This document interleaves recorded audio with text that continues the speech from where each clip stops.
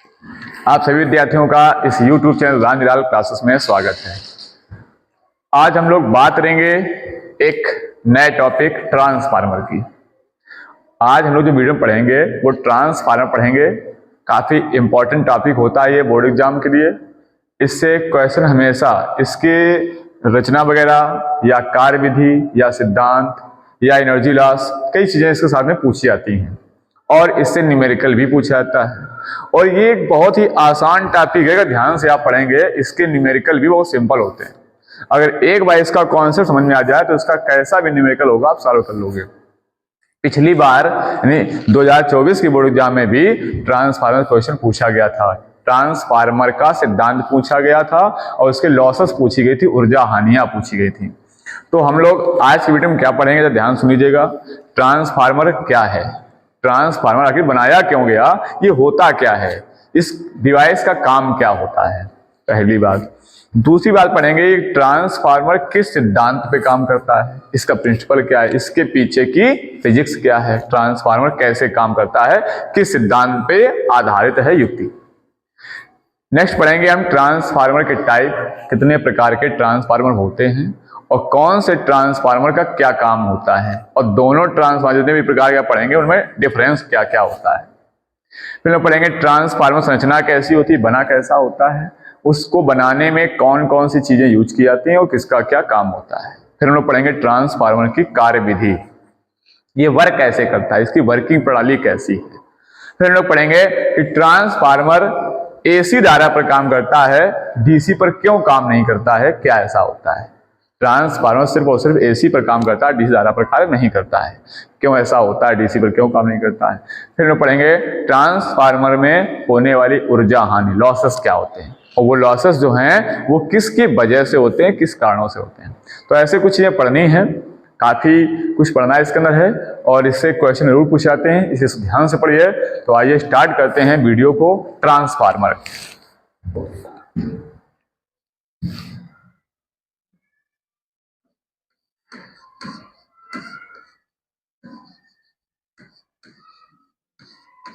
Transformer एक English word है, इसको हम लोग इंग्लिश में भी ट्रांसफार्मर ही कहते हैं।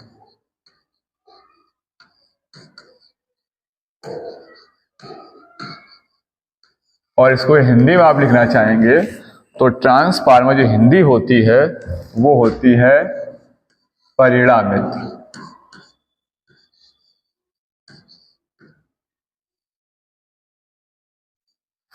इसको परिणामित कहते हैं। थोड़ा बेसिक चीजें जान लें ट्रांसफार्मर बारे में। इसका आविष्कार हुआ था 1885 में करीब,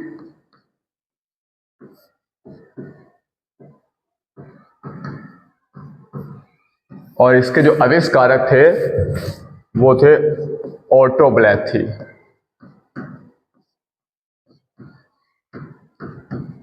इनके और दो साथी भी थे, उन्होंने मिलकर इस ट्रांसफार्मर का आविष्कार किया था। ये आप वाइवा के लिए भी तैयार कर सकते हो, जो आपका फिजिक्स का वाइवा होता है, इसको आप चार्ट पे अच्छे से बना के और तैयार कर सकते हो। इससे जो क्वेश्चन एग्जाम में आप पूछेगा वो आप उनके आंसर दे सकते हो, अगर इसके कॉन्सेप्ट को अच्छे से आप समझ लेते हो तो आराम समझेंगे कि ट्रांसफार्मर क्या है। तो ट्रांसफार्मर एक उपकरण है। क्या है ट्रांसफार्मर, इसको आप उपकरण कह सकते हो, ये क्या है, उपकरण है, या इसको साइंस की भाषा में युक्ति भी कह सकते हो कि ट्रांसफार्मर युक्ति है, एक व्यवस्था है। बहुत ठेठ भाषा में कहें तो आप कहते हो जुगाड़ है, क्योंकि हम लोग देश में जुगाड़ की कहानी बहुत चलती है। क्या जुगाड़ है, इसका जुगाड़ यह है वोल्टेज को यानी वोल्टता को ट्रांसफर करने की, उसको ट्रांसफॉर्म कर दिया जाता है। कैसे, या तो कम वोल्टेज है तो बढ़ा के ट्रांसफर कर दिया जाता है, या अधिक है तो कम करके इसको ट्रांसफर कर दिया जाता है। ये वोल्टता को ट्रांसफर करता है। हाई को लो में कर सकता है और लो को हाई में कर सकता है। क्या हमें जरूरत थी कि हम लो को हाई में करें, हम हाई को लो में करें? तो ये सारी बातें समझ में आएंगी। आखिर ट्रांसफार्मर की हमें आवश्यकता क्यों हुई, या ट्रांसफार्मर बनाया क्यों गया, इसका रीजन क्या था, तो वो सारी बातें आपको समझनी है। इसको इंग्लिश में आप डिवाइस कह सकते हो, युक्ति या डिवाइस। तो ट्रांसफार्मर एक हमारी डिवाइस है और इस डिवाइस का काम क्या है? इस डिवाइस का काम है वोल्टता को यानी वोल्टेज को ट्रांसफॉर्म करना। यानी अगर इसको हम थोड़ा सा लिखें तो ट्रांसफार्मर एक ऐसा उपकरण होता है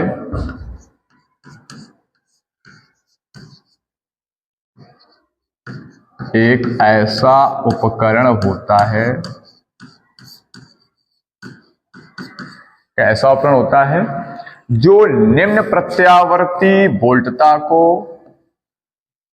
क्योंकि काम करता है सिर्फ और सिर्फ प्रत्यावर्ती पर यानी एसी पर, ये डीसी पर काम नहीं करता, आगे बताएंगे। निम्न प्रत्यावर्ती वोल्टता को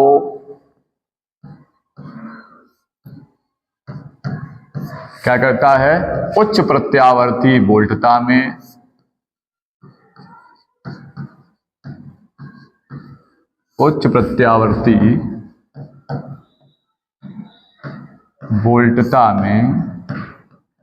परिवर्तित करता है।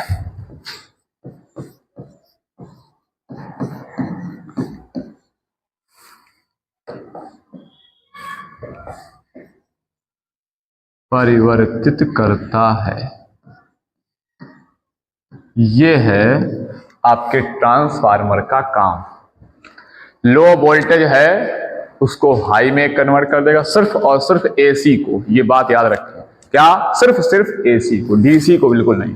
ट्रांसफार्मर डीसी पे काम नहीं करता है। एसी धारा वही होती है, एसी वोल्टा वही होती है जो ट्रांसफार्मर से आती है। तो ये क्या करता है? निम्न प्रत्यावर्ती वोल्टता को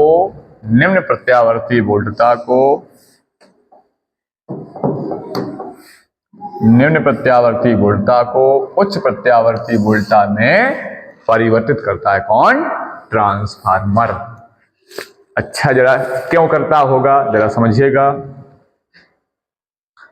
इसकी 2-3 बातें आपको बहुत बेस समझनी है तो आपको अच्छे समझ में आएगी बात। ट्रांसफार्मर में 2 कॉइल होती हैं, 2 कुंडलियां हैं। पीछे आपने पढ़ा होगा, अन्योन्य प्रेरण घटना पड़ी होगी। अन्योन्य प्रेरण इस ट्रांसफार्मर के जो पीछे की फिजिक्स है वो बेस है अन्योन्य प्रेरण पर। इसको हमने पढ़ाया था आपको, म्यूचुअल इंडक्टेंस।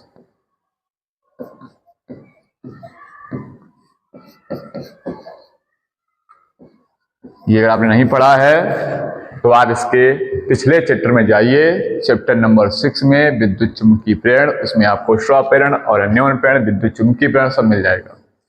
तो अन्योन्य प्रेरण की घटना पर यह काम करता है आपका ट्रांसफार्मर। अन्योन्य प्रेरण में 2 कॉइलें होती हैं, 2 कुंडलियां होती हैं। कुंडली समझते हैं, तार लपेट आ जाती है। इस प्रकार की 2 कुंडलियां होती हैं। एक में लगाया जाता है गैल्वेनोमीटर धारा चेक करने के लिए, और इसमें लगाया जाता है एक रिहोस्टेट, एक बैटरी और कुंजी। इस रिहोस्टेट से यहाँ की धारा को चेंज किया जाता है। और आपको पता है जब धारा चेंज हो जाती है तो धारा पर डिपेंड करता है चुंबकीय क्षेत्र, तो चुंबकीय क्षेत्र भी चेंज होता है। तो इसकी वजह से यहाँ पर फ्लक्स में हो जाता है परिवर्तन। तो यहाँ से फ्लक्स बनता है इस कॉइल पर, और इस फ्लक्स की वजह से, फ्लक्स चेंज की वजह से यहाँ पे आता है एक प्रेरित विद्युद्वाहक बल, और इसमें बहती है प्रेरित धारा।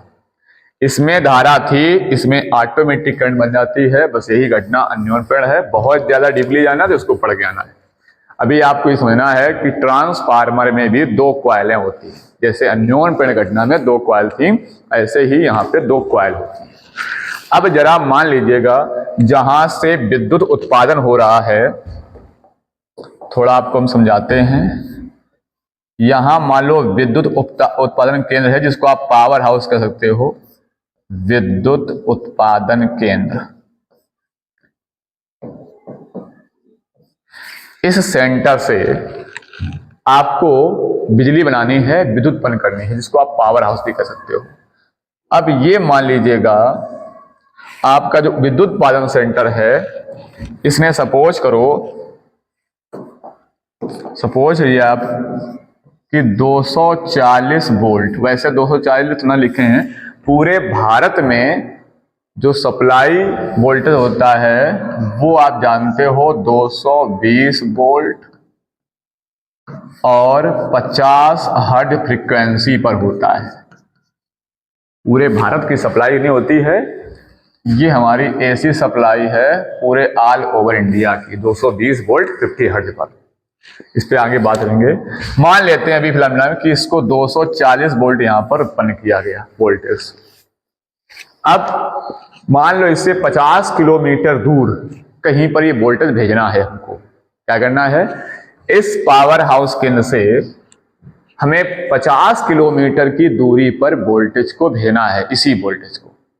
अब जब वोल्टेज को आप ले जाओगे तो वोल्टेज को ले जाने के लिए हम वायर का, तार का यूज करेंगे।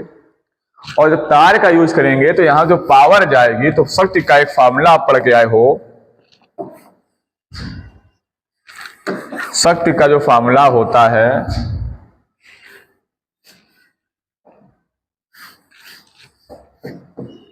P बराबर VI, इसको हम लोग कहते हैं निवेशी शक्ति, जो पावर हमें दी जाती है। ये क्या है, निवेश शक्ति। और एक पावर होती है लॉस, पावर लॉस भी होती है, किसकी वजह से होती है, प्रतिरोध की वजह से होती है। क्योंकि जिस वायर से आप ले जाओगे, मान लीजिएगा यहां से आपने दो तार लिए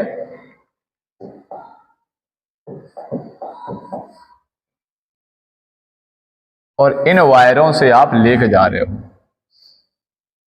और इन तारों में है प्रतिरोध, और वो प्रतिरोध मान लो, सपोज कर लो अभी 10 ओम है।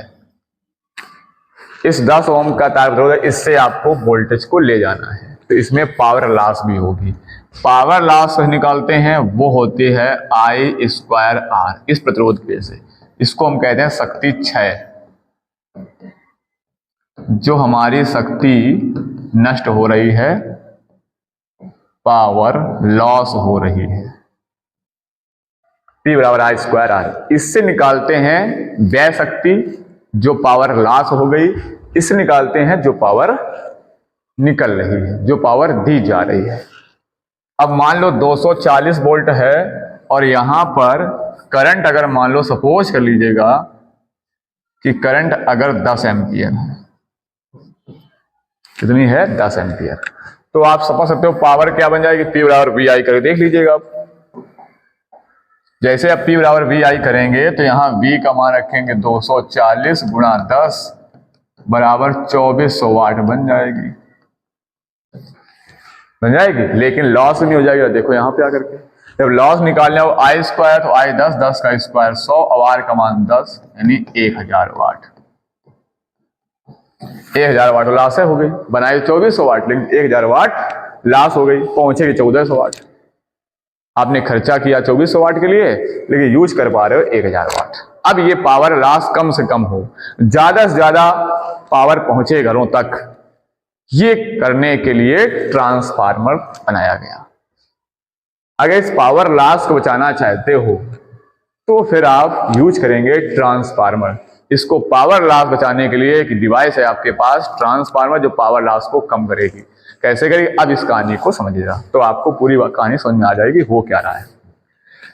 हम क्या करते हैं, इस जगह पर एक लगा देते हैं डिवाइस, सॉरी कट हो गया, कोई बात नहीं, हम लोग दोबारा से मेहनत कर लेंगे और इस कलर को भी चेंज कर लेंगे।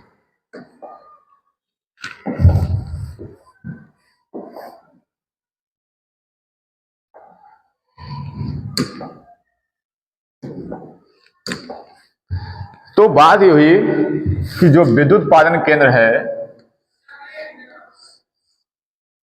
आप इसको पावर हाउस बोल सकते हो,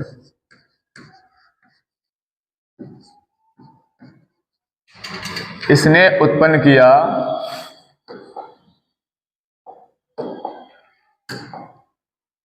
240 वोल्ट। कितना उत्पन्न कर दिया, 240। हमने क्या किया, दो वायर लगाए,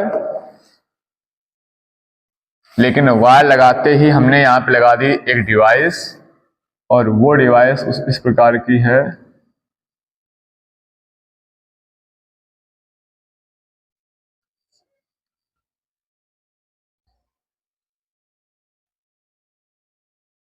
ये एक ऐसी डिवाइस लगा दी। ये दो क्वाइलें हैं, इस क्वाइल को आप L1 कह सकते हो और इसको आप L2 कह सकते हो। अब इसमें जैसे क्वाइल लगाई, इसने मान लीजिएगा आपका जो वोल्टेज था इसको बदल करके 240 वाले वोल्ट को कन्वर्ट कर दिया 25,000 वोल्ट में। कितने वोल्ट में? 25,000 वोल्ट। अब 25,000 वोल्ट का वोल्टेज चला, बढ़ा आगे, गांव भेजा गया।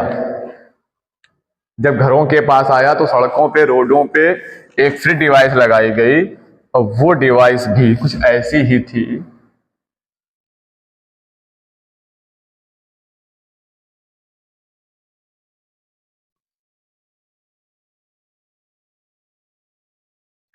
इसका यूज किया गया।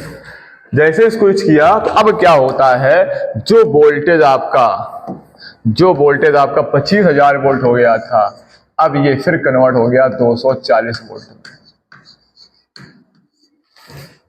और ये घरों में सप्लाई दे दी गई। या मान लो कुछ लॉस, मान लो थोड़ा बहुत 220 वोल्ट ही मान लीजिएगा, क्योंकि घर में 220 देते हैं, यहाँ भी 220 कर सकते हैं, तो घरों में सप्लाई कर दिया गया।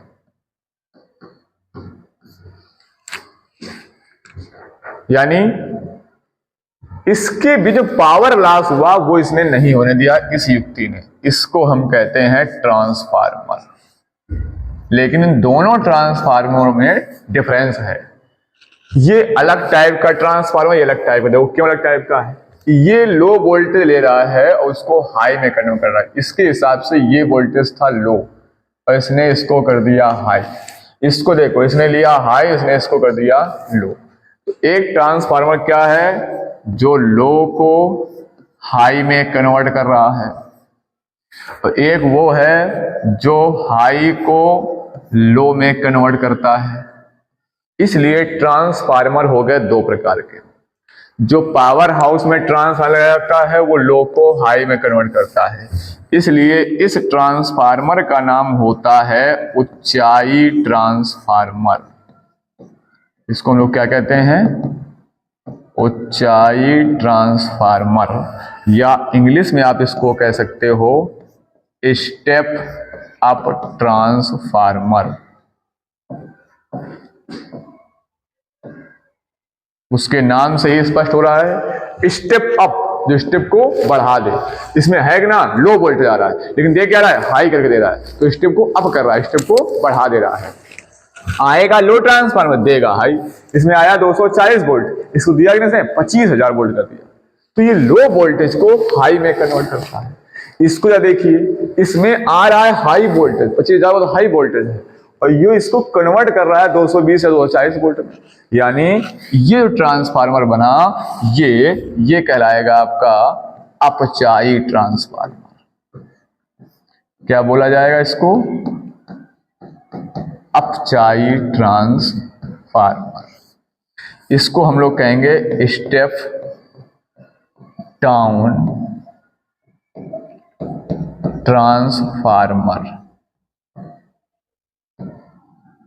तो ये है दो प्रकार के आपके ट्रांसफार्मर, एक स्टेप अप, एक स्टेप डाउन। ये स्टेप को डाउन कर देगा, यानी आएगा इसमें हाई वोल्टेज, लेकिन देगा लो करके। देख लीजिएगा, इसमें आ रहा था 25,000 वोल्ट और ये डाउन करके दे रहा है 240 वोल्ट। तो इस ट्रांसफार्मर का काम क्या समझ में आया कि ये वोल्टता को परिवर्तित कर देता है, लो वोल्टता को हाई वोल्टता में और हाई वोल्टता को लो, यानी निम्न को उच्च में और उच्च को निम्न में। नाम से स्पष्ट हो रहा है, ऊंचाई जो उच्च कर देता है और ये अपचाई जो डाउन कर देता है। ये स्टेप अप, ये स्टेप डाउन। एक ट्रांसफार्मर वोल्टेज को अप करेगा, एक स्टेप क्या करेगा, डाउन कर देगा। तो ये दो प्रकार के आप ट्रांसफार्मर पढ़ेंगे। तो अभी आपने क्या समझाया इतनी बात समझ में आई कि ट्रांसफार्मर एक उपकरण होता है जिसका काम होता है निम्न प्रत्यावर्ती वो को उच्च प्रत्यावर्ती वो में या उच्च प्रत्यावर्ती वो को निम्न प्रत्यावर्ती वो में परिवर्तित किया जाता है। ये आपने ट्रांसफार्मर का मतलब समझा। दूसरा क्या समझा कि ट्रांसफार्मर आपको दो प्रकार के दिखेंगे, एक ऊंचाई ट्रांसफार्मर, एक अपचाई ट्रांसफार्मर। ऊंचाई क्या करेगा, निम्न प्रत्यावर्ती वो को उच्च प्रत्यावर्ती वो बदलेगा। अपचाई क्या करेगा, उच्च प्रत्यावर्ती वो को निम्न प्रत्यावर्ती वो में परिवर्तित करेगा। ये एक दूसरे के पूरक है, उल्टा है। ये जो काम करेगा उसका ये उल्टा काम करेगा। ये दो प्रकार के ट्रांसफार्मर हो गए। सिद्धांत की बात आती है, ट्रांसफार्मर सिद्धांत क्या है। आप इसमें बराबर देख रहे हैं दो कॉइलों का यूज किया जा रहा है और ऐसा होता है अन्योन्य प्रेरण में। तो ट्रांसफार्मर के जो पीछे की फिजिक्स है, अभी थोड़ा ने बताया था अन्योन्य प्रेरण के बारे में। तो ट्रांसफार्मर का जो सिद्धांत है वो किस पर बेस है, विद्युत चुंबकीय प्रेरण की घटना है जिसका नाम है अन्योन्य प्रेरण। उसका नाम क्या है, अन्योन्य प्रेरण। तो ट्रांसफार्मर अन्योन्य प्रेरण के सिद्धांत पर, गंदा लिख दिया भाई, अन्योन्य प्रेरण के सिद्धांत पर आधारित है। किसके सिद्धांत पर, अन्योन्य प्रेरण। क्या है अन्योन्य प्रेरण, जब पास पास रखी किन्हीं दो कुंडलियों में, दो कॉइल में से, देखो मैं यहां भी दो कॉइल बनाई, यहां भी दो कॉइल बनाई, जब पास पास रखी दो कुंडलियों में से किसी एक कुंडली में धारा के मान में परिवर्तन किया जाता है तो जो उसके पास वाली दूसरी कुंडली रखी होती है उसमें भी चुंबकीय फ्लक्स परिवर्तन होता है, जिसके कारण उसमें एक प्रेरित विद्युत वाहक बल उत्पन्न हो जाता है और प्रेरित धारा बहने लगती है। इस घटना क्या कहते हैं, अन्योन्य प्रेरण। इसी अन्योन्य प्रेरण के सिद्धांत पे काम करता है हमारा ट्रांसफार्मर। अब बात करते हैं ट्रांसफार्मर की संरचना कैसी होती है। किसकी बात करेंगे, ट्रांसफार्मर की संरचना पे चलते हैं हम लोग, बनावट कैसी है और क्या क्या यूज करते हैं संरचना में। तो संरचना में जो मेन दो चीजें हैं वो है एक क्रोड, कोर बोल सकते हैं उसको, और एक होती है कॉइल। दो चीजें बहुत यूज की हैं इसमें। सबसे जो मेन काम होता है उसके लिए एक होती है आपकी क्रोड और दूसरी होती है कुंडली। अब क्रोड की जो व्यवस्था होती है, क्रोड की कंडीशन क्या होनी चाहिए, ये नर्म लोहा होना चाहिए। क्रोड किस होनी चाहिए, नर्म लोहे से। क्रोड में यूज किया जाना चाहिए नर्म लोहा और कुंडली में यूज करना है आपको तांबा। नर्म लोहा क्यों यूज करेंगे अभी बताते हैं, पहले थोड़ा संरचना बना लेते हैं इसकी, फिर बताते हैं किसका क्यों यूज कर रहे हैं। तो कई टाइप से आप ट्रांसफार्मर बना सकते हो, लेकिन हम कुछ आपको बनाने के सोचते हैं, देखते हैं कैसे बना सकते हैं हम लोग। देखिए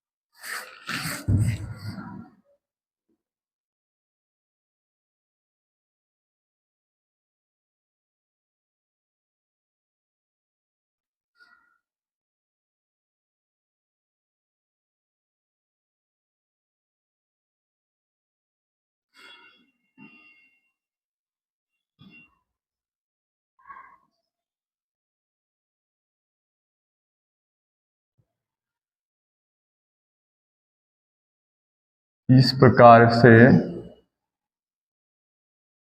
ये लोहे की पत्तियां होती हैं, इस पे लपेटे क्रोड।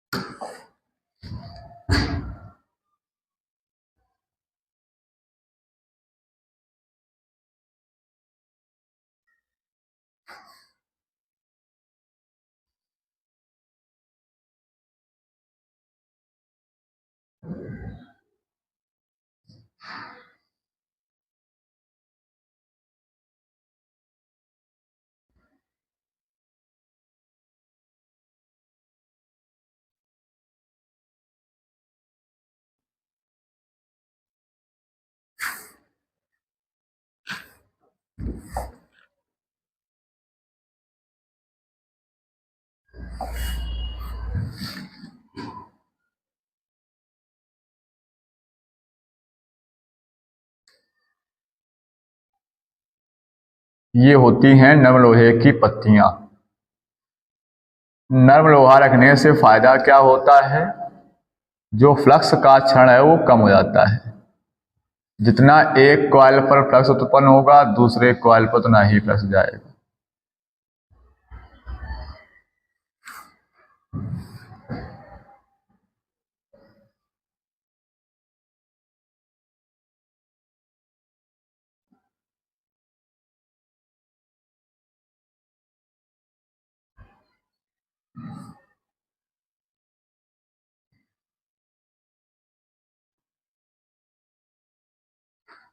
ये होती हैं क्रूड।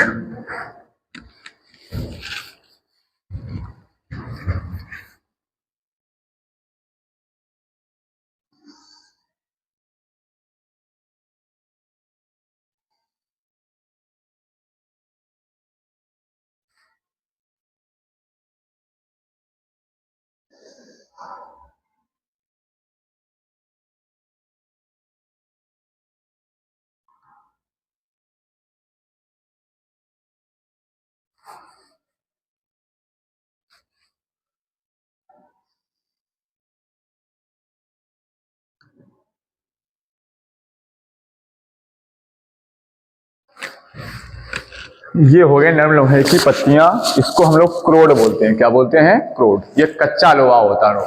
ये क्या होता है? नर्म लोहा रखने से जो फ्लक्स उत्पन्न होता है उस फ्लक्स का क्षण नहीं होता। जितना एक कॉइल फ्लक्स आएगा दूसरा उतना पूरा पूरा पहुंच जाएगा। इसको हम लोग कोर बोलेंगे। अब क्या करते हैं, इस पर लपेटते हैं तांबे के तार की कुंडली।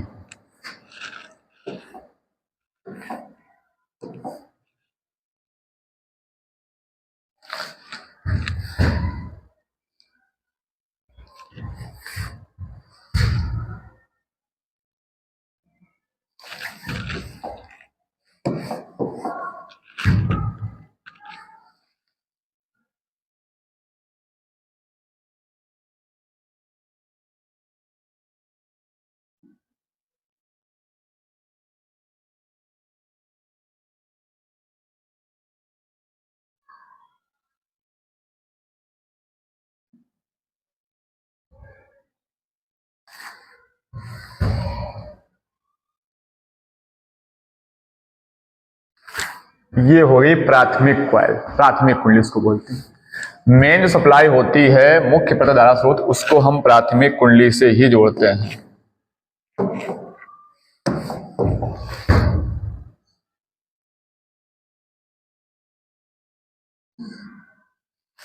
ये हमारी होती है, इसमें जो फेरम संख्या होती है नंबर टर्म्स, उसको हम एनपी लिख देते हैं।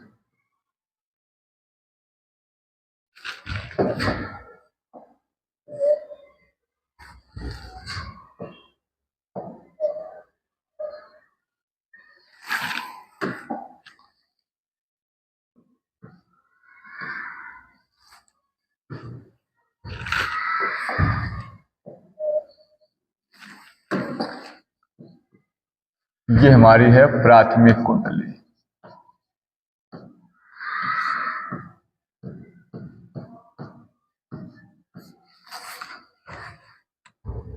यहां से मुख्य स्रोत होता है, मुख्य प्रत्यावर्ती धारा या वोल्टा स्रोत। यहाँ पर जो प्राथमिक कुंडली में जो भी विद्युत वाहक उत्पन्न होगा या जो धारा होगी उसको हम P लगा के मानेंगे, प्राइमरी कॉइल बोलते हैं इसको। अगर यहाँ विद्युत वाहक बल E है तो उसको EP लिखा जाएगा। यहाँ जो वो वोल्टा अगर होगी उसको VP लिखा जाएगा। जो यहाँ पे करंट आएगा उसको IP लिखा जाएगा। जो भी प्राइमरी कॉइल पे होगा उसको P लगा के, वोल्टता है तो VP, विद्युत वाहक बल तो EP, करंट है तो IP, फेरम संख्या है तो NP। अब इस तरफ दूसरी कॉइल लपेटते हैं इस प्रकार से।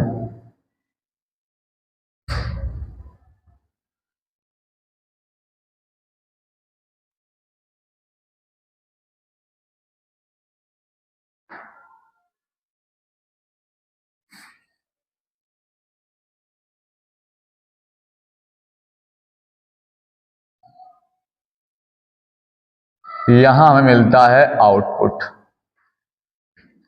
ये हमारा यहां पे था इनपुट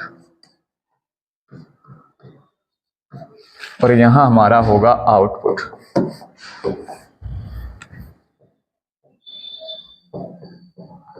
या निर्गत वोल्टा कह सकते हैं। यहां जो वोल्टा निकलेगा उसको हम निर्गत वोल्टा कहेंगे। इस यहां पर जो फेरो संख्या होगी उसको हम NS नाम दे देंगे। ये आपकी है द्वितीयक कुंडली।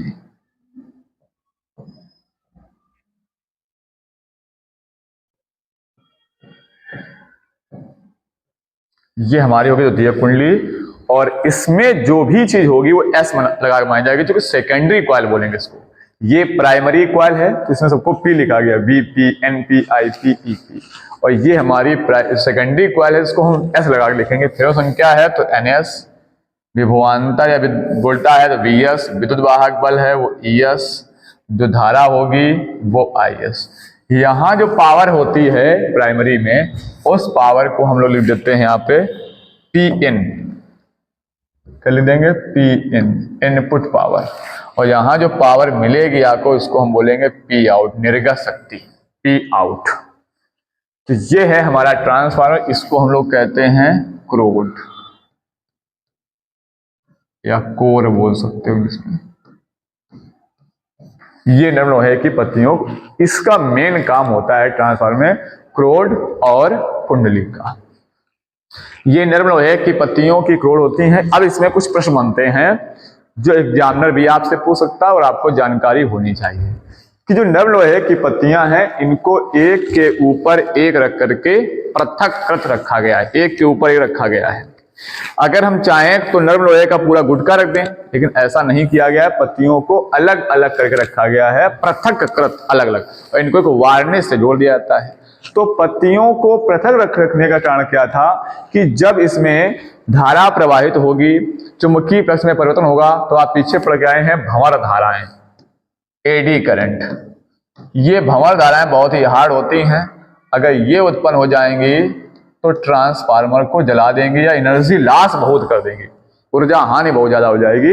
तो इन भंवर धाराओं को, एडी करंट को कम करने के लिए, एडी करंट्स को कम करने के लिए हम लोग क्या करते हैं कि जो ट्रांसफार्मर की पत्तियां होती हैं उनको अलग अलग रखते हैं ताकि भंवर धाराएं कम उत्पन्न हो।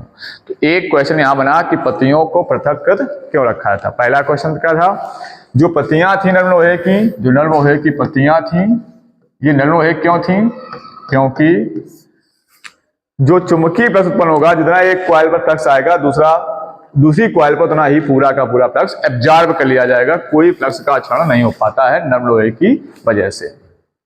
दूसरा कि पत्तियों को पृथक क्यों रखते हैं, तो पत्तियों को पृथक रखते हैं ताकि भंवर धाराएं कम उत्पन्न होने पाए।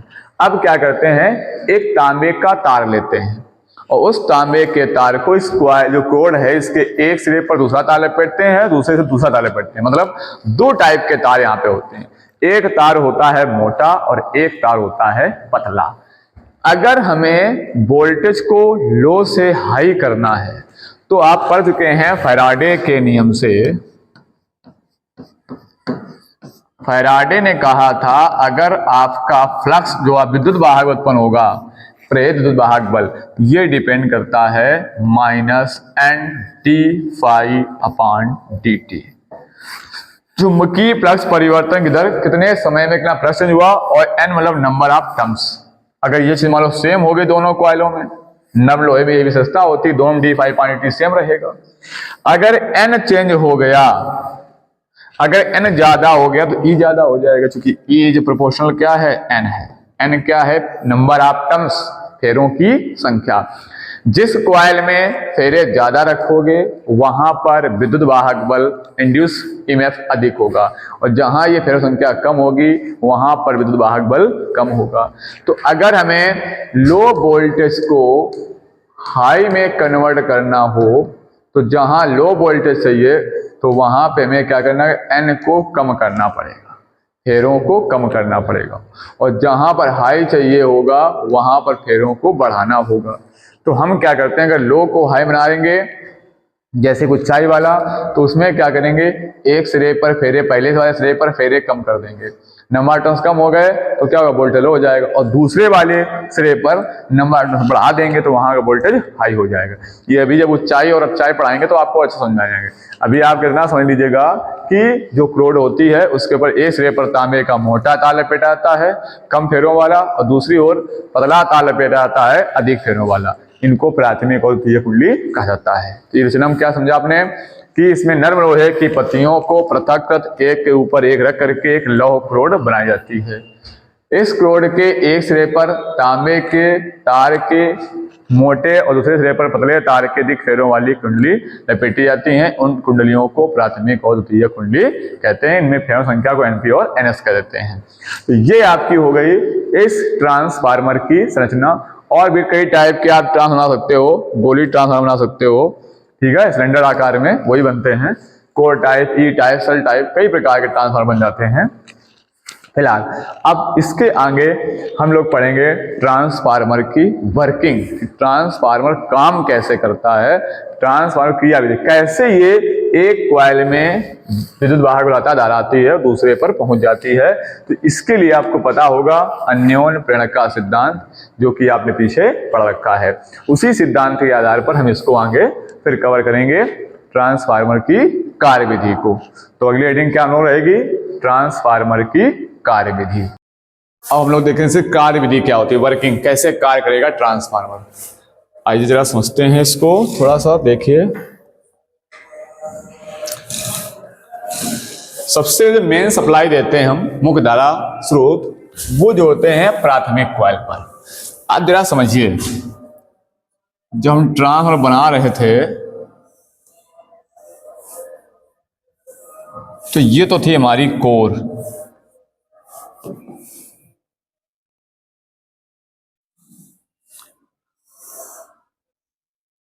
ये क्या थी, कोर थी। यहां पर क्या होता है कि जब हम कॉइल लपेटते हैं, समझने के लिए हम आपको इधर से दिखा देते हैं कि मान लीजिएगा ये कॉइल इस पर लपेट दिया इसे, और इस जगह पर जोड़ देते हैं मुख्य प्रत्यावर्ती धारा स्रोत, main AC source, main AC source. क्या होता है इसमें, नंबर ऑफ टर्न से एनपी कहा था हमने, और इस तरफ हमारी होती है सेकेंडरी कॉइल, ये यहां मिलता हमको आउटपुट। आप जरा ध्यान देना यहां पर, ये क्रोड काहे की थी, नम लोहे की थी। नम लोहा मतलब सॉफ्ट आयरन होता है, कच्चा लोहा होता है, और इसमें से जब फ्लक्स उत्पन्न होगा, क्यों फ्लक्स उत्पन्न होगा, क्योंकि आपको पता है जैसे यहां से करंट जाएगी, जैसे एसी सोर्स जोड़ेंगे तो कॉइल में क्या आएगी, करंट आ जाएगी। जैसे इस कॉइल में करंट फ्लो करेगी तो आप समझ सकते हो करंट के फ्लो करने की वजह से इसमें क्या आ जाएगा, चुंबकीय क्षेत्र, क्योंकि B इज प्रोपोर्शनल I होता है। जैसे इस कुंडली में करंट आएगी, उस करंट की वजह से इसमें क्या आ जाएगा, चुंबकीय क्षेत्र बन जाएगा। उसका डायरेक्शन क्या होगा, तो देख सकते हो आप, ऐसे करंट बहेगी, यहां से करंट जाएगी तो ऐसे बनेगी करंट, तो अंगूठा ऊपर डायरेक्शन कर रहा है, तो ये करंट का डायरेक्शन होगा इस प्रकार समझो कि ये करंट ऐसे जा रही होगी, यहां से ऐसे, और ऐसे आगे निकल रही होगी इस प्रकार से। तो जब ये करंट डायरेक्शन ऐसे आएंगे, ऐसे उंगलियां मोड़ेंगे ऐसे, और अंगूठा जिस दिशा में जाएगा वही दिशा क्या होगी, चुंबकीय क्षेत्र की दिशा। अंगुलियों को धारा की दिशा में मोड़ने पर अंगूठा जिस दिशा की ओर संकेत करता है वही चुंबकीय क्षेत्र दिशा होती है, नियम आप पढ़ चुके हैं। तो ऐसे करंट जाएगा, अंगूठा कहां जाएगा, ऊपर की ओर। तो इसके अंदर जो चुंबकीय क्षेत्र बनेगा उसका डायरेक्शन ये होगा, बी। अब ये है नर्म लोहे का, तो ये चुंबकीय क्षेत्र ऐसे इसी से होते हुए इसमें आ जाएगा। बोलिए, क्योंकि चुंबक बाहर जा नहीं पाएगा, ऐसे इसी डायरेक्शन में ऐसे घूमता रहेगा। जब इस नर्म लोहे की पत्तियों में ऐसे चुंबकित घूमेगा, क्योंकि ये है नर्म लोहे की, तो फ्लक्स का क्षरण हो नहीं पाता है, यानी फ्लक्स बाहर जा नहीं पाएगा। सबसे बड़ी विशेषता यही इसकी है कि जो आपने इसको ऐसे कोड बनाया है तो इसके अंदर चुंबकीय क्षेत्र आपका ऐसे इसी बना रहेगा, बाहर नहीं जा पाएगा। ये सॉफ्ट आयरन चुंबकीय क्षेत्र को बाहर नहीं जाने देगा, इसी में ऐसे चुंबकीय क्षेत्र घूमता रहेगा। जब ऐसे चुंबकीय क्षेत्र में चलेगा तो जो मैग्नेटिक फील्ड यहां से निकलेगा वही इसमें आएगी, यानी चुंबकीय क्षेत्र ना यहां होगा उतना चुंबकीय क्षेत्र यहां पर भी होगा।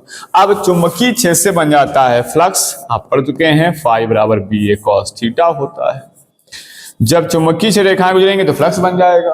अब जो फ्लक्स बनेगा इसकी किसी एक कॉइल से आप फ्लक्स देखेंगे, मान लो इस कॉइल से देखना है तो जो फ्लक्स इस कॉइल से गुजरेगा वही इसकी एक फ्लक्स कॉइल से फ्लक्स गुजरेगा, यानी अगर टोटल इसमें फ्लक्स बनेगा एनपी फाई तो यहां बन जाएगा एनएस फाई। चूंकि यहां फेरे हो सकते हैं अलग अलग, लेकिन जितना एक कॉइल से यहां फ्लक्स जाएगा उतना एक कॉइल से यहां फ्लक्स जाएगा, तो ये क्या बन जाएगा फ्लक्स। अब इस फ्लक्स के अगर चेंज हो गया ये फ्लक्स, तो इसके चेंज होने से बन जाता है प्रेरित विद्युत वाहक बल। यहां पढ़ चुके हैं। फ्लक्स चेंज कैसे होगा जरा समझिए। यहां पर चूंकि इस जगह पर एसी करंट आ रही है और आप जानते हो एसी करंट ये होती है, ये है एसी करंट यानी प्रत्यावर्ती धारा, जिसका मान समय के अनुसार बदलता रहता है। जब लगातार समय के अनुसार बदलेगी, कभी जीरो है, जीरो से बढ़ेगी, कभी और बढ़ेगी, कम हो जाएगी, फिर घटने लगती है, ऐसे लगातार टाइम के साथ इसकी वैल्यू चेंज होती रहती है, किसकी, करंट की। अब जब करंट चेंज होगी तो आप समझ सकते हो बी चेंज हो जाएगा, यानी चुंबकीय क्षेत्र चेंज हो जाएगा। अगर चुंबकीय क्षेत्र चेंज हो गया तो क्या चेंज हो जाएगा, फ्लक्स चेंज हो गया। अब आप पढ़ चुके हैं कि जब चुंबकीय फ्लक्स में परिवर्तन होता है, पिछले टॉपिक में आप पढ़ के आए हैं, उसका यही पूरे चैप्टर का यही कॉन्सेप्ट रहा था, चुंबकीय फ्लक्स परिवर्तन। और जब चुंबकीय फ्लक्स में परिवर्तन होता है तो इसमें उत्पन्न हो जाता है एक प्रेरित विद्युत वाहक बल। और जब आ जाएगा प्रेरित विद्युत वाहक बल, प्रेरित विद्युत वाहक बल, तो इसकी वजह से इसमें बन जाएगी एक प्रेरित धारा। इसमें क्या हो जाएगी, प्रेरित धारा बन जाएगी, जो इस मुख्य धारा का अपोज करेगी, विरोध करेगी। यानी इस पे फ्लक्स, जो फ्लक्स इस पे जाएगा वही फ्लक्स में आएगा। जब इसमें फ्लक्स चेंज होगा तो इसमें फ्लक्स चेंज होगा, जब इसमें फ्लक्स चेंज होगा तो इसमें क्या आ जाएगी, इंड्यूस करंट आ जाएगी, एक प्रेरित धारा उत्पन्न हो जाएगी। क्या उत्पन्न जाएगी, प्रेरित धारा उत्पन्न जाएगी, और यही धारा घरों में सप्लाई कर दी जाती है। अब इसकी कार्य एक साथ में ये क्या होती है कि जब प्राथमिक कुंडली के साथ मुख्य धारा स्रोत को जोड़ दिया जाता है तो धारा के मान में समय के परिवर्तन होने के साथ साथ इसमें चुंबकीय फ्लक्स परिवर्तन होता है। या कह सकते हो इसमें जो क्रोड है वो एक आधे चक्कर में एक डायरेक्शन में चुंबकित होगी और दूसरे आधे डायरेक्शन में दूसरी दिशा में चुंबकित होगी। तो क्रोड के बार बार चुंबकित और विचुंबकित होने के कारण इसमें चुंबकीय फ्लक्स परिवर्तन होगा, जिसके कारण द्वितीय कुंडली के सिरों पर भी एक चुंबकीय फ्लक्स परिवर्तन होगा और प्रेरित विद्युत वाहक बल उत्पन्न हो जाएगा, जिससे द्वितीय कुंडली में क्या बहेगी, एक प्रेरित धारा बहती है। ये घटना आपने अन्योन प्रेरण पढ़ी थी, उसी घटना पे काम करता है हमारा ट्रांसफार्मर। अब क्या होता है जरा देखिए, हमने पढ़ा था फैराडे का नियम। फैराडे का नियम था, लिखेंगे यहां पर, फैराडे के नियम से, फैराडे का नियम होता है E बराबर minus N D phi B upon D T. ये था फैराडे का नियम। जो चुंबकीय फ्लक्स परिवर्तन की वजह से प्रेरित विद्युत वाहक बल उत्पन्न होता है उसका ये फार्मूला होता है। अब अगर हम ये पता करें कि इस प्राइमरी कॉइल में कितना विद्युत वाहक बल आया है तो लिखेंगे यहां पर प्राथमिक कुंडली के लिए, प्राथमिक कुंडली के लिए इसमें फार्मूला अप्लाई कर देंगे, ईपी कहेंगे, क्योंकि प्राथमिक कुंडली को हम प्राइमरी कॉइल कहते हैं। हम पीछे आपको बता चुके हैं कि प्राइमरी कॉइल में चाहे वोल्टेज हो, विद्युत वाहक बल हो, करंट हो, सबको पी लगा के मानते हैं या फेरो संख्या हो। तो इसमें जो भी विद्युत वाहक उत्पन्न हो जाएगा वो D phi upon D T, और किस पर डिपेंड करेगा, फेरो संख्या पर। तो इसको देखते हैं, इसमें फेरो संख्या है एनपी और ये हो जाएगा D phi B upon D T. हमने इसको दिया क्वेश्चन नंबर फर्स्ट। अब जरा देखते हैं द्वितीय कुंडली के लिए। द्वितीयक कुंडली के लिए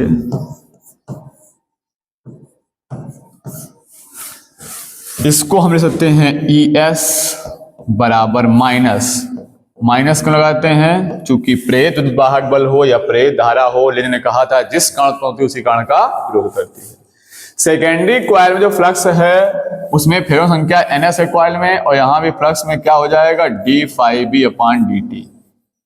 फ्लक्स परिवर्तन क्या रहेगा? d∅b/dt। यही नर्म लोहे की विशेषता है, जितना फ्लक्स यहां होगा उतना फ्लक्स चेंज यहां होगा। तो यहां भी क्या रहेगा? d∅b/dt, equation number second. अब अगर दोनों इक्वेशन को हम डिवाइड कर दें, समीकरण फर्स्ट डिवाइड बाय सेकंड से, तो आप बाएं पर डिवाइड कर सकते हो, दाएं बस, ऐसा सिस्टम ही होता है। तो EP/ES, अच्छा रखो इसका मान, -NP d∅b/dt upon -NS d∅b/dt। ये जो वैल्यू आप देख रहे हैं d∅b/dt पूरी कैंसिल हो जाएगी, माइनस से माइनस कट कर जाएगा, बचेगा क्या? बचेगा ES/EP। उल्टा हो गया भाई, EP/ES।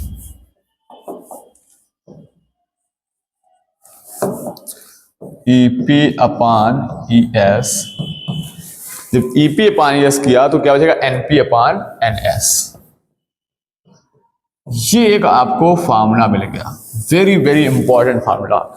इसके न्यूमेरिकल बहुत पूछे जाते हैं ट्रांसफार्मर, और वेरी इजी क्वेश्चन, सबसे सिंपल क्वेश्चन अगर आते हैं फिजिक्स में तो ट्रांसफार्मर से आते हैं।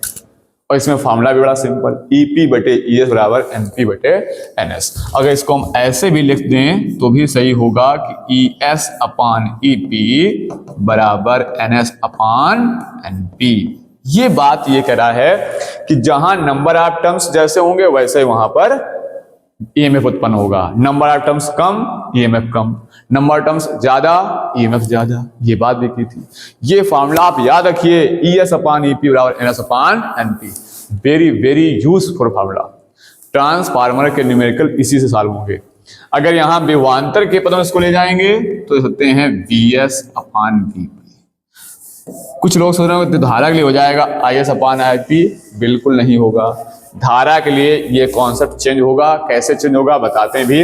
ये पहले बात समझ लीजिएगा कि जो यहां पर नंबर ऑफ टर्म्स हैं उस पर डिपेंड कर रहा है आपका कौन सा? EMF डिपेंड कर रहा है। प्रेरित विद्युतवाहक बल जो उत्पन्न होगा वो नंबर ऑफ टर्म्स पर डिपेंड कर रहा है। यानी अगर यहां हमने नंबर ऑफ टर्म्स कम कर दिए तो यहां पर विद्युतवाहक बल कम हो जाएगा, यहां नंबर टर्म्स बढ़ा दिए तो यहां विद्युतवाहक बल बढ़ जाएगा। तो पीछे जो हम आपको बता रहे थे स्टार्टिंग में कि एक ट्रांसफार्मर था जो 240 वोल्ट को 25,000 वोल्ट में चेंज कर रहा था। उसमें हमने पहले नंबर ऑफ टर्म्स कम रखे थे, दूसरे में ज्यादा रखे थे, अभी फिर बताएंगे। उसी को हमने कहा था ऊंचाई ट्रांसफार्मर, स्टेप अप ट्रांसफार्मर, जो स्टेप को बढ़ा रहा था। फिर हमने क्या किया था? दूसरे टर्म लगा दिया था, जैसे प्राथमिक में फेरे यहाँ कम बढ़ा दिए थे, यहाँ कम कर दिए थे। तो यहाँ वोल्टेज ज्यादा था, यहाँ वोल्टेज कम कर रहा था, क्योंकि जहां फेरे कम वहां वोल्टेज कम हो जाता है। आइए अगर धारा के कॉन्सेप्ट की बात करें तो यहां थोड़ा आपको ध्यान देना पड़ेगा आदर्श ट्रांसफार्मर के लिए। क्या होता है आदर्श ट्रांसफार्मर? Ideal transformer. वैसे आदर्श तो कुछ भी है नहीं, लेकिन एक कल्पना है आदर्श। आदर्श ट्रांसफार्मर, आइडियल ट्रांसफार्मर। सभी दोषों से मुक्त हो जाए। हम लोग जो प्राथमिक कुंडली में पावर देते हैं वो पावर होती है इनपुट पावर। उसको हम दो प्रकार की पावरें यहां पे होती हैं। एक होती है हमारी इनपुट पावर,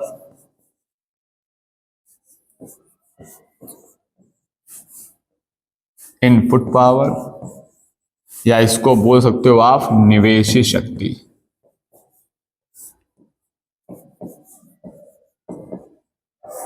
और दूसरी आपकी होती है आउटपुट पावर, जो पावर हमें प्राप्त होती है, अर्थात इसको हम कह सकते हैं निर्गत शक्ति। निर्गत शक्ति। 60 में इसको पी इन पढ़ सकते हो और इसको पी आउट। एक आपको समझनी पड़ेगी ट्रांसफार्मर की दक्षता।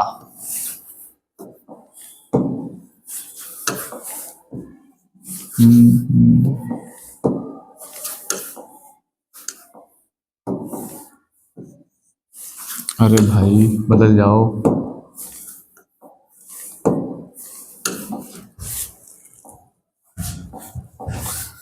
ट्रांसफार्मर की दक्षता।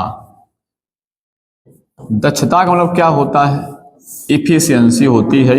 ये बताती है कि कोई भी उपकरण कितना एक्यूरेट है, कितना अथार्थ है, कितनी अच्छी आउटपुट आपको वैल्यू दे सकता है। कोई भी डिवाइस हो, कोई मशीन हो, कोई उपकरण हो, वो जितनी अच्छी आपको आउटपुट वैल्यू दे देगा उतना वो अच्छा है। ये पता करते हैं उसकी दक्षता। जैसे किसी दक्षता 90% है, किसी की 80% है, किसी की 100%। जो 100% है वो सबसे बेस्ट आपका उपकरण होगा। जो 80% है वो उसकी अपेक्षा कमजोर उपकरण है, वो यथार्थ मान नहीं दे पा रहा है। तो दक्षता निकालते कहते हैं जो पावर आपको मिल जाए, यानी आउटपुट पावर और बटे इनपुट पावर, और उसमें मल्टीप्लाई कर देंगे 100 का, तो ये बन जाएगी प्रतिशत दक्षता को ईटा सकते हैं आप। ये होता है दक्षता का फॉर्मूला। यहां इसकी परिभाषा भी लिख सकते हैं आप, क्या कि ट्रांसफार्मर की निर्गत शक्ति और निवेशित शक्ति के अनुपात को ट्रांसफार्मर की दक्षता कहते हैं। जब परसेंट निकालते हैं तो 100 का गुणा कर देते हैं। ठीक है, अभी बताएंगे। अब जरा देखिएगा, अगर दक्षता किसी ट्रांसफार्मर 100% है, कितनी है? अगर इसकी इफिशियंसी हो गई 100%, तो 100% मतलब यहाँ पे जब आप 100 रख देंगे, 100 कट जाएगा, पी आउट बराबर पी इन, यानी ये दोनों वैल्यू क्या हो जाएंगी? बराबर हो जाएंगे। उस कंडीशन पर निवेश शक्ति और निर्गत शक्ति कैसे जाएगी? बराबर। यानी जब उसकी इफिशियंसी हो जाएगी 100%, तब वो ट्रांसफार्मर बन जाएगा आदर्श ट्रांसफार्मर।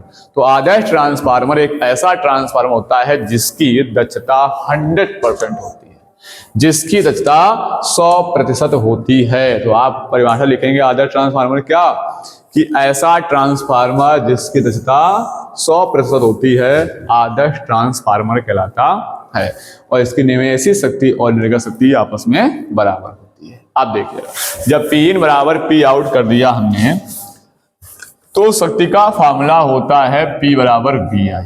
क्या होता है? P बराबर वी आई। या विद्युत वाहक बल नहीं होगा तो आप ले सकते हो इसको E इंटू आई। अब हमने मान लिया पोटेंशियल V है, तो वी आई। जब प्राइमरी कॉइल पे आओगे, आप कहाँ आओगे? प्राथमिक कुंडली पर।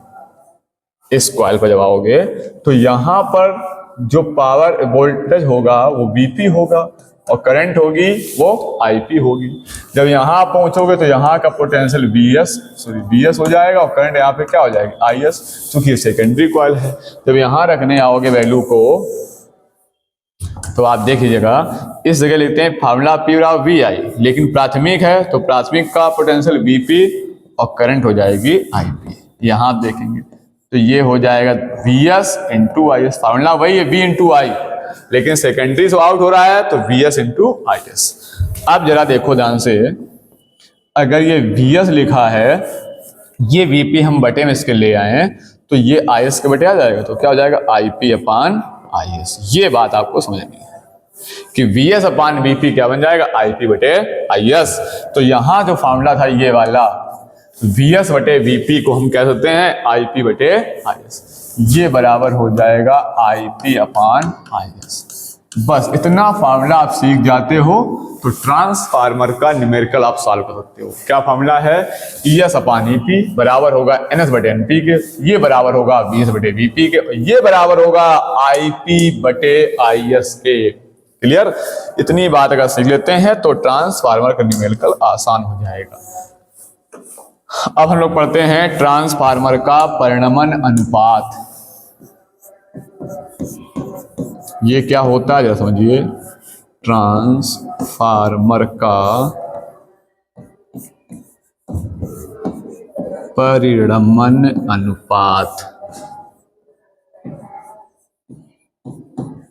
ट्रांसफॉर्मेशन रेशियो, इसको हम बोलते हैं शॉर्ट में ट्रांसफॉर्मेशन ट्रांसफॉर्मेशन रेशियो किसका अनुपात होता है? ये जो आपने सेकेंडरी कॉइल में फेरे देखे उनकी फेरों की संख्या को हमने ns कहा, और जो प्राथमिक कुंडली में आपने फेरे देखे उनको हमने np कहा। इन दोनों का अनुपात ही कहलाता है ट्रांसफार्मर का परिणमन अनुपात। अगर ये वैल्यू 1 से ज्यादा आएगी तो बन जाएगा उच्चाई ट्रांसफार्मर, अगर ये वैल्यू 1 से कम आएगी तो बन जाएगा अच्चाई ट्रांसफार्मर। कैसे बन जाएगा बताते हैं भी।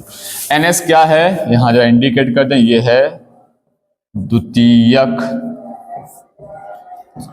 कुंडली में फेरों की संख्या। ns क्या है, द्वितीयक कुंडली में फेरों की संख्या।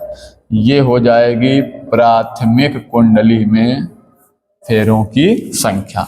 तो द्वितीयक कुंडली में फेरों की संख्या ns और प्राथमिक कुंडली में फेरों की संख्या np के अनुपात को ट्रांसफार्मर का परिणमन अनुपात कहते हैं। इसका कोई मात्रक नहीं होगा, क्योंकि ये अनुपात है, ये अनुपात की वजह से इसका कोई मात्रक नहीं होता है। अब दक्षता हमने आपको बता ही दी। दक्षता क्या होती है, निवेशी निर्गत शक्ति और निवेश शक्ति। पी इसको आप ऐसे देते हो, पी आउट का मतलब है निर्गत शक्ति,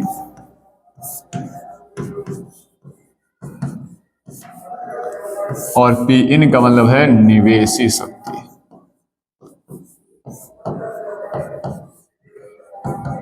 इन दोनों के अनुपात को हम कहते हैं ट्रांसफार्मर की दक्षता, और जिसको परसेंट निकालते हैं तो गुणा 100 करते हैं।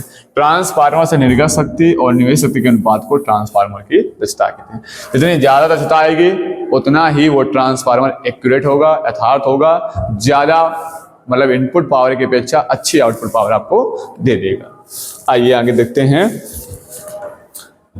अब हम लोग पढ़ेंगे ट्रांसफार्मर के प्रकार, types of transformer.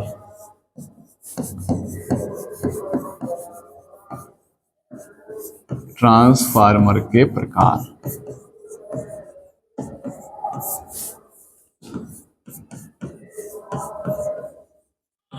Types of transformer.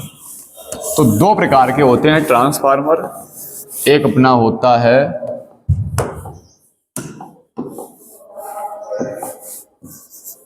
ऊंचाई ट्रांसफार्मर,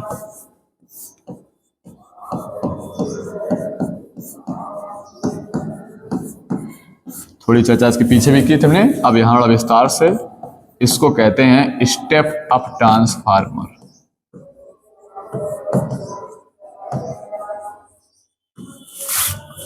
ऊंचाई ट्रांसफार्मर। और दूसरा अपना होता है अपचाई ट्रांसफार्मर।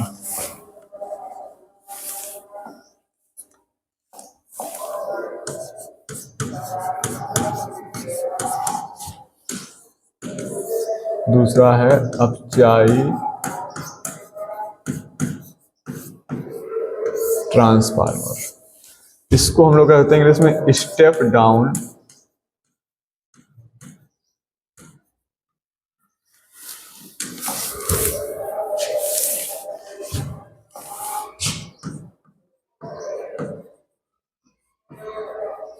ट्रांसफार्मर। दोनों में डिफरेंस क्या है आइए देखते हैं। ऊंचाई स्टेप को बढ़ाता है। क्यों बढ़ाता है?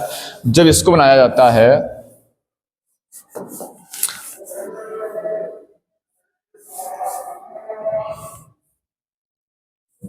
ये कोर मान लीजिएगा है, और जिसमें जब कॉइल लपेटते हैं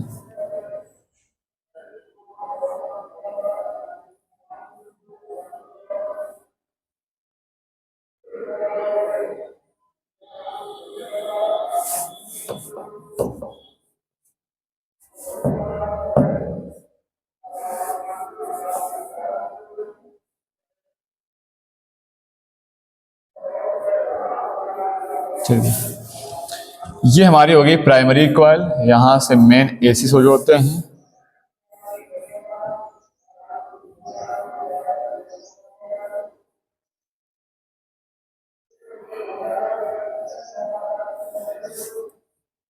ये हमारी होती है सेकेंडरी कॉइल। यहां मिलता हमको आउटपुट।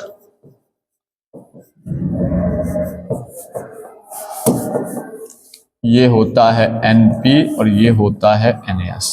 दोनों में आपको फर्क दिख रहा होगा कि NP जो है ये लेस देन है NS।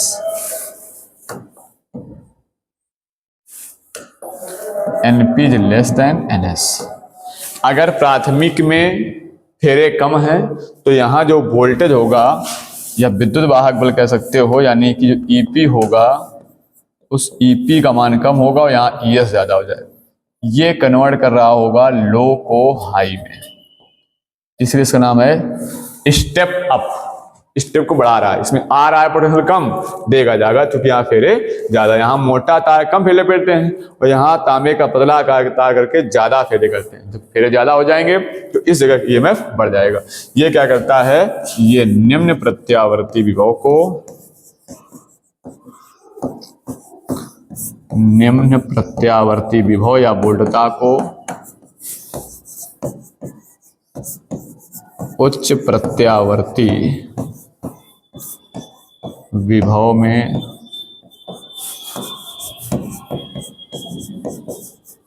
परिवर्तित करता है। अब इसका जो परिमाणानुपात आता है वो 1 से अधिक क्यों आता है?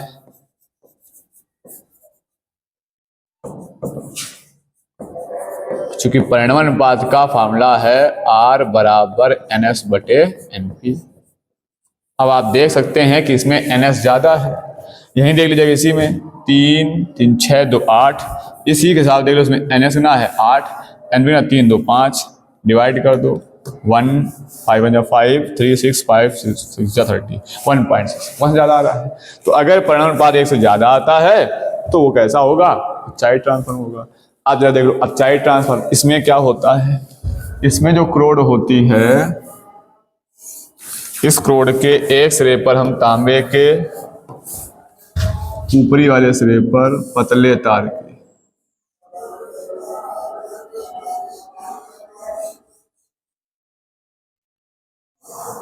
अधिक फेरे वाली कुंडली लपेटते हैं, यहां से इनपुट देंगे।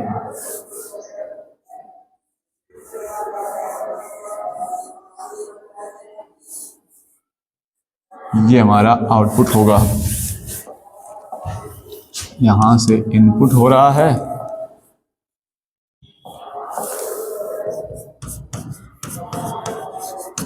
और ये हो रहा है आउटपुट। यहां पर जो फेरों की संख्या है वो है NP और यहां पर है NS। यहां पर जो विद्युत वाहक बल अपना EP है, यहां पर ES है। अब अगर यहां पर निकालेंगे परिमाणानुपात तो फॉर्मूला तो वही रहेगा, R बराबर NS बटे NP। ये क्या करेगा, ये इसमें पोटेंशियल ज्यादा रहेगा क्योंकि यहाँ फेरे ज्यादा है और यहाँ फेरे कम है, तो ये क्या करता है, ये उच्च प्रत्यावर्ती विभव को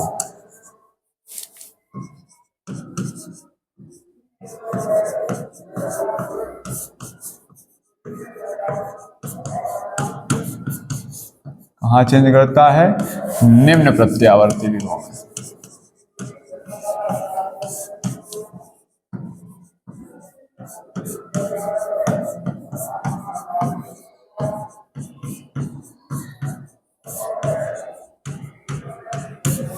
ये उच्च प्रत्यावर्ती विभव को निम्न में स्टेप डाउन कर देता है।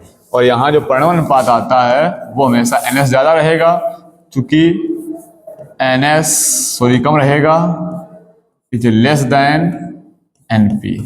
तो लेस देन रहेगा तो इसकी जो वैल्यू आएगी वो हमेशा 1 से कम आएगी, और इसकी जो वैल्यू आएगी वो हमेशा 1 से अधिक आएगी। ये दोनों में डिफरेंस है कि उच्चाई ट्रांसफार्मर का परिमाणानुपात हमेशा 1 से अधिक और अपचाई ट्रांसफार्मर का परिमाणानुपात हमेशा 1 से कम होता है। आपको एग्जामिनर पूछ सकता है वाइवा में भी कि किस ट्रांसफार्मर का परिमाणानुपात 1 से अधिक होता है, उच्चाई का 1 से अधिक और उपचाई का 1 से कम होता है। अब आगे हम लोग देखते हैं कि ट्रांसफार्मर DC धारा पर काम नहीं करता है। DC मतलब डायरेक्ट करंट पर काम नहीं करता है। लिखेंगे एक नोट पॉइंट,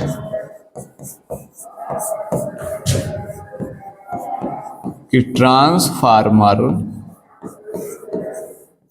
सदैव प्रत्यावर्ती धारा, जिसको हम लोग कहते हैं AC,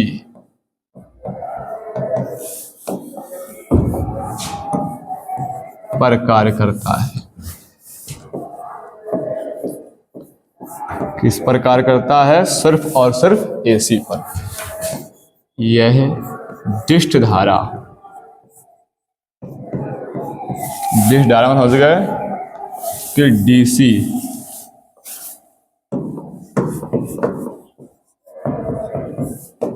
DC पर कार्य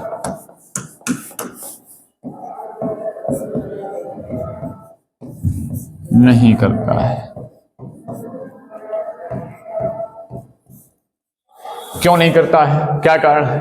क्योंकि जो DC करंट हमारी होती है वो एक डायरेक्ट करंट होती है, मतलब एक दिशा में बहती है, उसका मान परिमाण नियत रहता है। जो मान है वो कैसा होता है? नियत।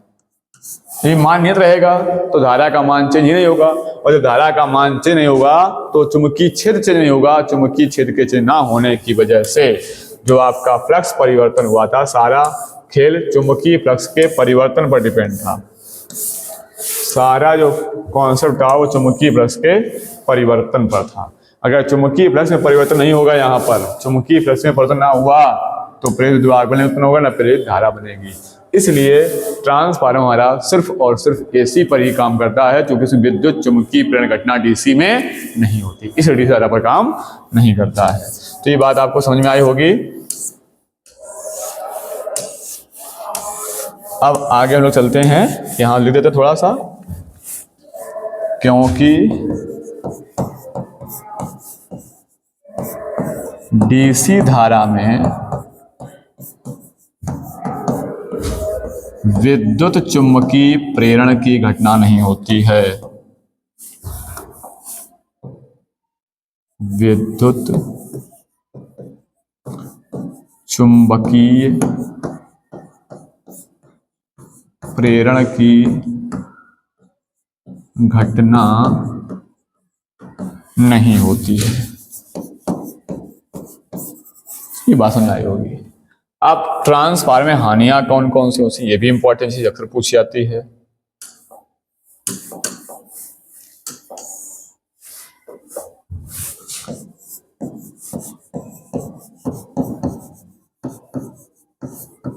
ट्रांसफार्मर में होने वाली हानियां, losses, energy losses in transformer.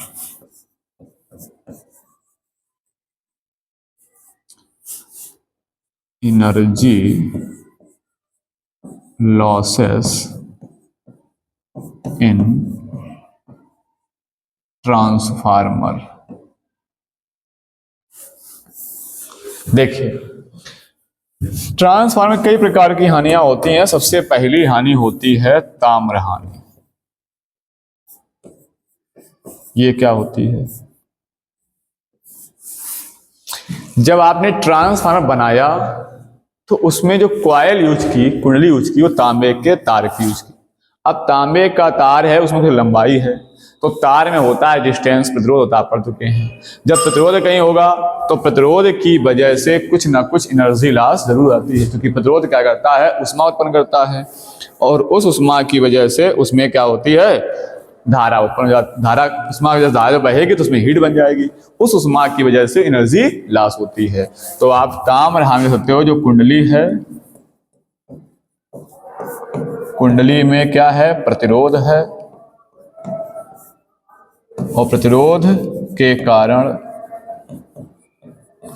ऊष्मा उत्पन्न होती है, और उस ऊष्मा की वजह से ऊर्जा का लॉस होता है, जिसे कम करने के लिए हम ऑयल वगैरह, एयर वगैरह दे देते हैं। दूसरी इसमें कौन सी हानि होती है? इसमें दूसरी हानि होती है लौह हानि।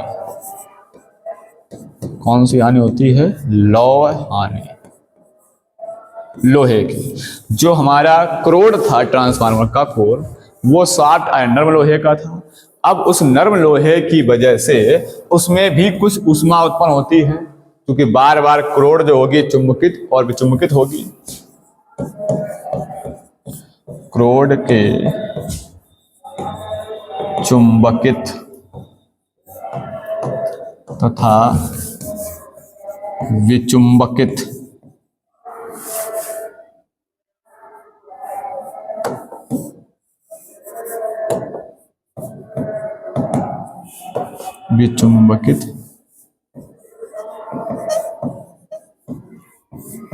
होने के कारण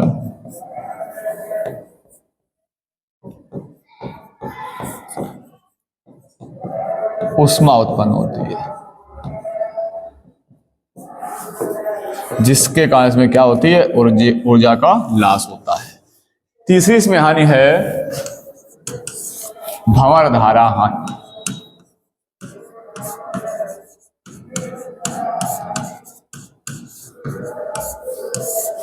कि हम बहुत अच्छी व्यवस्था करते हैं, करोड़ों को पत्तियों के रूप में रखते हैं, भंवर धाराओं को कम करने, लेकिन फिर भी कुछ न कुछ भंवर धाराएं उत्पन्न होती हैं। इनकी वजह से भी ऊष्मा उत्पन्न होती है, उसके कारण भी ऊर्जा का लाश होता है। और चौथी हानि है आपकी शैथिल्य हानि।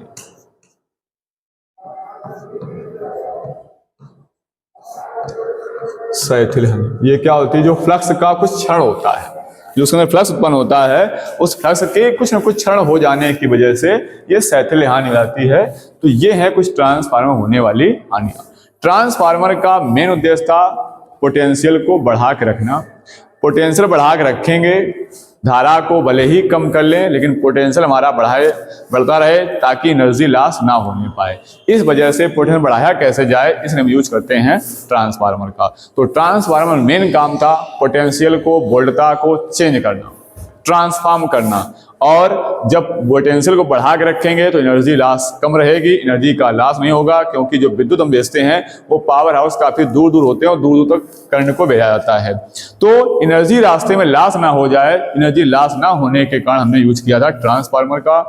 जो पावर हाउस में ट्रांसफार्मर लगा होता है वो हमारा होता है स्टेप अप ट्रांसफार्मर, वो वहां पे वोल्टेज को बढ़ाता है ताकि हाई वोल्टेज के साथ जब करंट जाएगी तो एनर्जी का लॉस नहीं होगा। लेकिन जैसे गांवों में घरों के पास करंट आती है, तुरंत वहां गलियों में रख दिए जाते हैं स्टेप डाउन ट्रांसफार्मर। वो क्या करता है, वो जो हाई पोटेंशियल था अगर डायोड उतना दे दिया है घरों में तो घर के सारे उपकरण जल जाएंगे, इसलिए उसको फिर वो क्या करता है, लो पोटेंशियल में, लो वोल्टेज में कन्वर्ट करके फिर घरों में सप्लाई कर देता है। ये ट्रांसफार्मर की मेन कहानी थी। तो ट्रांसफार्मर के सिद्धांत पे काम करता, हमने पढ़ा कि न्यूटन सिद्धांत पे काम करता है, कितने टाइप के होते हैं, कैसे काम करता है, इसमें एनर्जी लॉसेस कौन कौन से होते हैं, सारी बातें क्लियर हुई। वीडियो अच्छा लगा हो तो लाइक और शेयर कीजिए। Thanks for watching my video.